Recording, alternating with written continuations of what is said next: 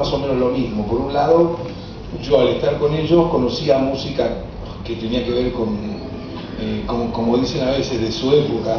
Cuando me dicen a mí yo soy de tu época, me da risa porque parece que hubiera tantas épocas, ¿no? Y siempre es lo mismo, es la música buena, la música regular, la música... Y en esa época, bueno, en la de mis viejos, ellos que conocían a todos los tangueros que te pudieras imaginar, porque Rosario era un lugar donde todo el tiempo iban orquestas y se quedaban, era un lugar así de bohemia, como lo es hoy en día, pero más fuerte porque estaba el puerto abierto y ese tipo de cosas.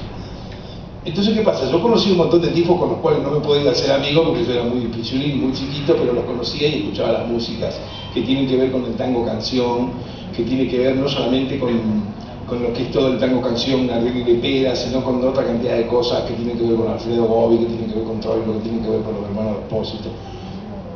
Todo eso pasaba siempre cerca de mi casa, cerca de la pensión donde vivíamos, que vivíamos en el centro. Así que siempre que venía algún tipo, o mi viejo lo traía para la pensión, o lo íbamos a ver al hotel o algo, y era una comunicación constante. Ahora, paralelamente de eso, yo empezaba a estar inquieto con encontrar discos, cosas que yo fuera descubriendo, y ahí empecé a descubrir cosas del jazz y cosas que tenían que ver con el rock. Estamos hablando de antes de que salieran los Beatles. Claro, cuando yo tenía 10 años, imagínate. Y bueno, yo tengo una memoria infernal, porque además soy muy coleccionista. Te diría que hoy en día la mayoría de los discos que yo escuché de chico los tengo todos. Y las películas también, las he ido consiguiendo, tengo todas. Así que me acuerdo de todo, quién es el arreglador, cómo se llama el tema, no sé qué. Pero bueno, todavía no era tan conocido el tema del rock internacionalmente como lo es hoy en día, que por cualquier lado encontrás alguna nota periodística que habla de los orígenes y de esto, porque los Beatles y los Rolling Stones se encargaron también de hablar de qué tipo de ellos oían y todo. Pero yo veía una cantidad de gente que tenía que ver con eso mismo, qué sé yo. Yo escuchaba todo el tiempo Buddy Holly y los Everly Brothers. Nadie sabía quiénes eran, claro. Hoy en día también muy poca gente lo sabe, porque desgraciadamente son artistas que acá no se editaron las discografías de ellos, ¿viste? Se conocen más sus canciones justamente porque han sido incluidas como covers en algunos discos justamente de los Beatles o de los Rolling Stones. Así que bueno, yo me codeaba con ese tipo de cosas y también escuchaba algunas marcianadas. Tengo un disco de cabecera, que es un disco de Chico Hamilton, que se llama Gongos Orientales, donde ahí debuta como saxofonista Eric Dolphy, y yo escuchaba eso a los 10 o 12 años. Es un disco que hoy en día sigue siendo un disco de vanguardia, pero en esa época, yo teniendo 10 o 11 años, pues era un loco, qué sé yo. Ahora, de algún modo, la década de 60 y la Beatlemanía y también toda la invasión británica, digamos, fue como la música de una época en la cual empezó a haber un abismo entre los jóvenes y los viejos, ¿no? Sí.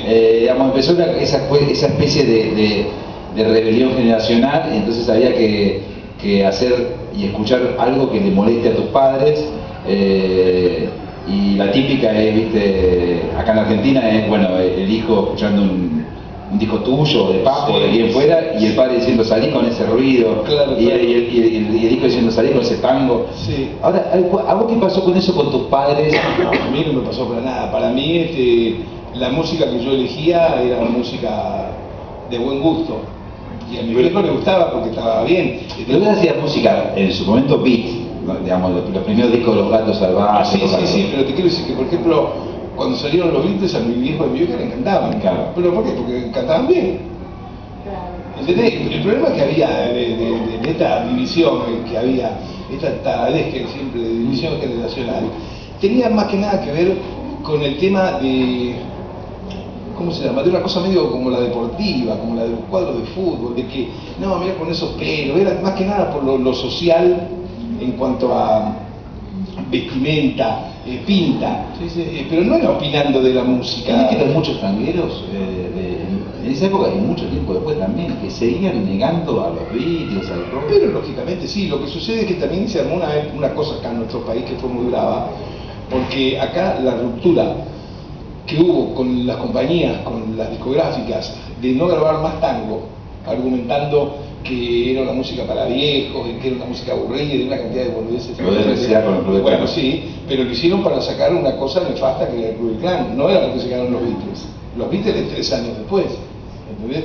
Entonces, la mayoría de los tangueros que efectivamente se quedaron sin orquesta y sin laburo, se quedaron sin grabar, porque antes de que sucediera eso, las radios, cualquier radio, Radio Mundo, Radio Belgrano, tocaban orquestas de tango 4 o 5 veces al día, todos los días de la semana, y cobraban un sueldo. Se terminó todo eso, se terminó grabar discos, se terminaron los bailes con orquestas de tango, y se terminaron las orquestas de tango porque no podían mantener 25 tipos, 10 tipos, era difícil.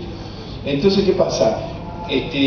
Lógicamente, la mayoría de los tangueros echaron la culpa a lo que pasaba a la nueva ola, digamos, a los rockeros, como se los llamaran. Mira, nosotros teníamos anécdotas de esa época que nosotros empezamos a grabar en la RCA, empezamos a grabar el disco, y entonces la RCA era un lugar así, ¿viste? En ese sentido era un lugar muy grande, una manzana completa, donde ahí fabricaban los discos, ahí estaban las oficinas de promoción, ahí estaba todo. Entonces le ponían una atención al negocio que hoy en día no hay. Viste que hoy en día cualquiera de esas compañías que sigue siendo monopolio, ya no se llama RCA, se llama Sony, tiene 8 chabones y se terminó, ¿viste? Pero en esa época había para cada género. Bueno, había orquestas estables. Había orquestas estables y había un productor por cada género. O sea, había un tipo que sabía de tango, uno que sabía de folclore, y cuando nosotros grabamos el primer disco con Los Gatos, inventaron un departamento de música joven que no había. Ahí quedó Bemolar. No, Bemolar tenía que ver con el Club Clan y eso. No, un director artístico que estaba ahí, que se llamaba Mario Pisurno, es el que decidió inventar el departamento de música joven, donde atendía a nosotros, los iracundos, y después al rato la Joven Guardia, y después firmó Almendra, y después firmó Manuel.